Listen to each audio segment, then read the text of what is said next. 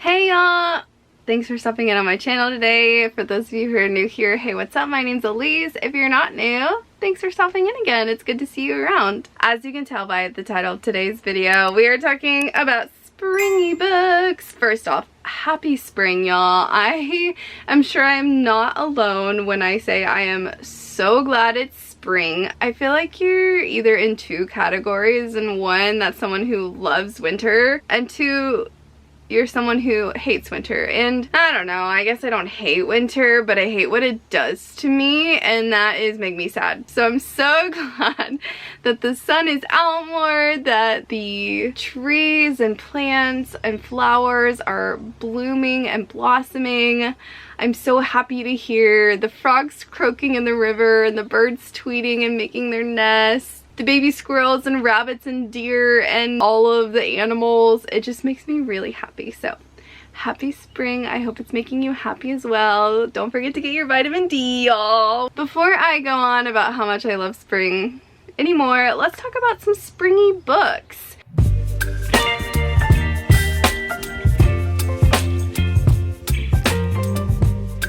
Not all of the books that I plan on suggesting are necessarily set in spring, but to me, these all have springy qualities, such as they're very lighthearted. They have a lot of like sunshiny moments or uplifting moments, or maybe even people going through a transformation, because in my opinion, spring is very transformative to nature and the earth. You know, you're going from being dormant and quiet, colorless, to coming to life again, to coming out of hibernation and growth and color again. So some of these books are more about the personal journey and growth that the characters go on. So I guess I'll explain that to you as I talk about them. My first suggestion for everyone is Nora Goes Off Script. I have talked about this book so many times since I've read it that I decided to go and buy a physical book because I just really enjoy it that much. It keeps popping up in my brain, and in my opinion, if it keeps popping up, then that's a book that I want to share and talk about, and I feel comfortable recommending to you guys. Nora Goes Off Script follows a mom, Nora, who writes screenplays kind of for like a Hallmark-ish entity. She really gets a break whenever a script that she wrote about her own love life, about her heartbreak and divorce, ends up blowing up, and they come to film that specific video at her home property. The main male actor, I didn't even notice him, but there he is in that little corner. He asks if he can stay and rent out a little tea house on her property, and so he just stays for days after they're done filming. They kind of get to know each other and form this routine. Nora's kids are present, so it's very wholesome. Misconceptions fall away. Nora goes through, in my opinion, a very transformative time in her life, and I just really loved how she thought through things and her struggles and grew from them, and so that's why I suggest it as a very springy read. The next book I would like to suggest is XOXO by Axie Oh. Now the reason I suggest this book is because it does take place mostly during the spring. So this one is actually one that's in the spring, but it is also very lighthearted in my opinion and would be a perfect spring read. This book follows Jenny, who is a talented violinist living in LA. One night while working at her uncle's norebang, which is the equivalent of a karaoke place, she runs into this guy. They kind of have a whirlwind night, just going all over LA and Koreatown and forming this friendship and bond, but then Jenny never hears from him again. Come to find out that Jenny's grandmother, who lives in Seoul, is not doing well. She's sick. So her and her mom moved to Seoul to help her grandmother, and Jenny goes to school at a very well-known music academy. In South Korea, the beginning of their school year starts at the end of February, beginning of March. So she's in Korea for 4 or so months. Well, she runs into Jae again, and it turns out he's an idol in this K-pop band called XOXO.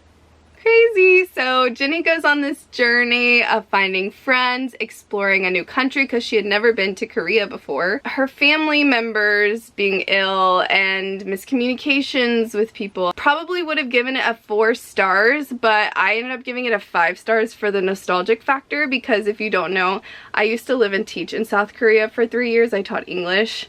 And I lived very close to Seoul, so it's just like, it was so nostalgic for me to read this.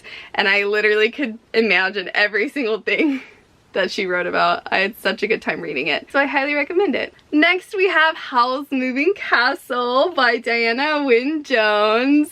This book is so whimsical, and to me, whimsical is very light and fun and airy, and that screams spring to me. Oh, they also have turned this into a Studio Ghibli movie. So iconic. I love it so much. I highly recommend it. This book follows Sophie, who has had the misfortune of being born the eldest of 3 sisters. So she has all of this responsibility to carry and hold for her sisters. In her society, she will meet her misfortune if she ever leaves and seeks her future and career outside of the home. However, she has the misfortune of attracting the ire of the Witch of the Waste. The Witch of the Waste turns her into this old crone, and no one recognizes her, no one knows who she is. So she takes off to her only hope of getting everything solved, and that is to the wizard Howl's castle. Sophie goes through all of these misadventures, first trying to get to Howl's castle and then meeting him, and he's known for being very demanding and wicked. She runs into a fire demon and strikes a bargain with him, which you're not supposed to strike bargains with anyone, and ends up facing the wicked Witch of the Waste head on in like a duel situation. It's so fun. It's so creative. I watched the movie before I read this and I still loved this. Good times. Then we have Part of Your World by Abby Jiminez. Now I don't think or know if this actually takes place during spring. However, there's this one scene in the book where there are flowers on a tree. If you know, you know. I don't want to ruin it because that was a fun moment. There's a lot of beautiful fan art of that moment, and that reminds me a lot of spring. However, I would say the journey that Alexis goes through is very transformative. She kind of comes out of her shell. She is not in the best domestic situation.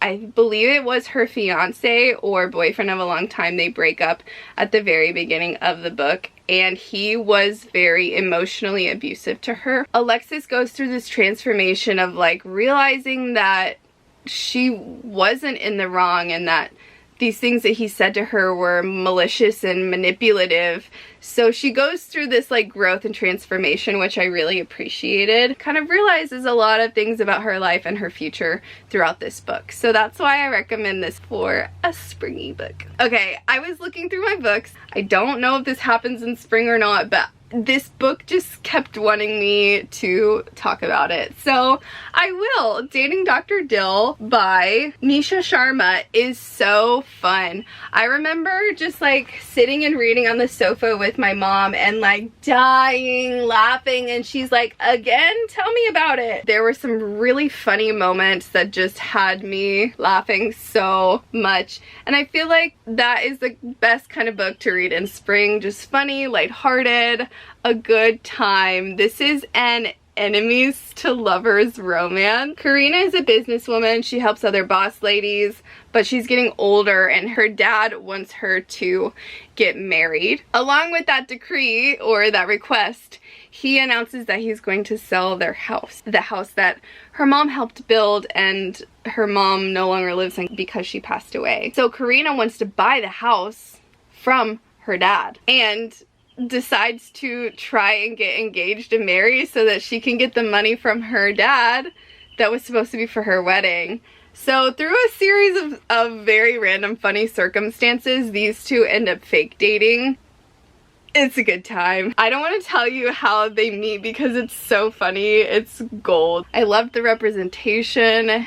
it was a good time. So I recommend this book for y'all. Okay, let's move on to some books where I don't actually have the physical copies.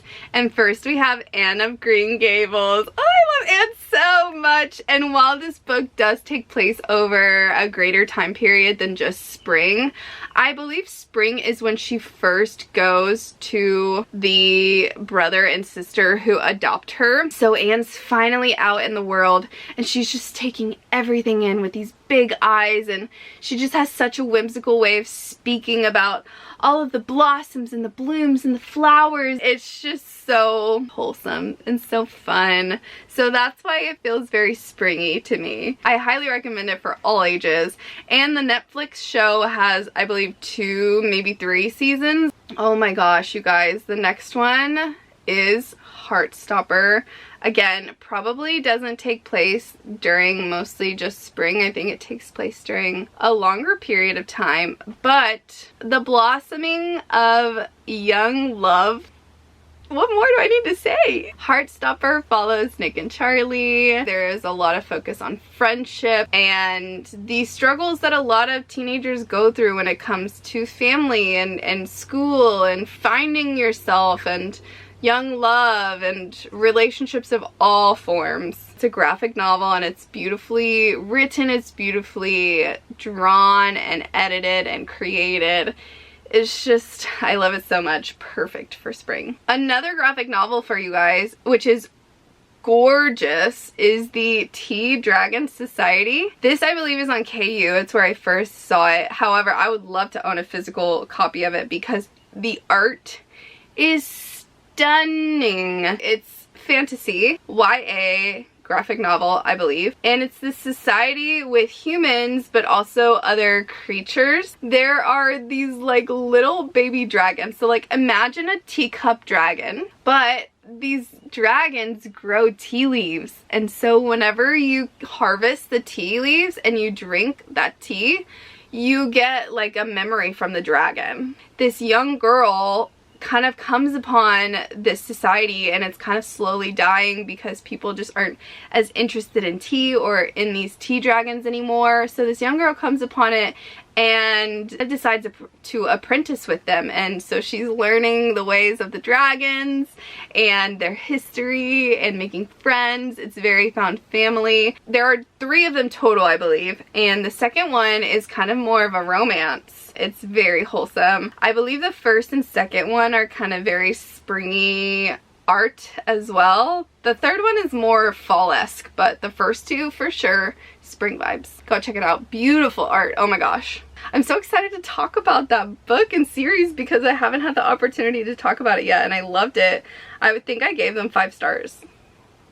The next book I want to talk about is in a series by Elise Kova. It is the Married to Magic series. Now I've noticed that Elise Kova is kind of doing a vibe for each book so far. The first one is A Deal with the Elf King, and that one had very fall vibes. Then we have the second one, which is A Dance with the Fae Prince, and that is the one that seemed to have very springy vibes to me. Things were coming to life. They're in this very fae world, and it just had springy vibes to me. I think it's kind of another Cinderella retelling-esque retelling, and at the beginning she does have a stepmom and 2 stepsisters. Her stepmom kind of sells her off to a husband, and this husband is like at the edge of the Fae lands, which is kind of dangerous. However, he promises to take care of her. She goes to this mansion on the edge of the Fae lands and he's not there. She goes out and kind of finds this group chanting in the woods, and a series of events happens, and this book that they were trying to bestow power on themselves ends up bestowing on her. So they have to travel into the Fae lands to get that magic and transfer it to the person who actually needed it, aka the Fae Prince. It's fun. It was a good time. I enjoyed reading that book. The next book is Redeeming Love. It is Christian fiction, so I know not everyone is comfortable with that. That's completely fine. I don't really identify with any one particular religion or anything like that. However, I still felt like this story was beautifully written and there was a lot that could still be learned about it, particularly just loving yourself and unconditionally loving others. The growth that the main female character goes through, oh my gosh. I mean, talk about a bulb rising and blossoming. That is her transformation during this story. I forget her name, maybe Angel. Her main female character is in a I guess. She's kind of indentured to them and she's been trying to pay off her debts for forever. And then one guy isn't even going into the house. He just kind of walks by as she's outside. God speaks to him and is like, that lady, take her home and show her unconditional love. And so he does, and she tries to run away from him several times. Brings her back. He's very patient and he just shows her what unconditional love looks like and what a healthy relationship should look like. Alright everyone, I hope you have enjoyed some of these recommendations. I hope that some of these books speak out to you and that you can find a new book that you love and enjoy just as much as I loved and enjoyed these books. Of course, there are so many other springy books or spring vibes books out there. I would love to know if you have any suggestions in the comments below. Spring isn't over until June, y'all, so I'm here for some more spring books that I would love to add to my TBR. Thank you guys so much for watching. I hope you have a good day, a good week, wherever you are. Sending you good vibes always, and I will see you in my next video. Bye, everyone!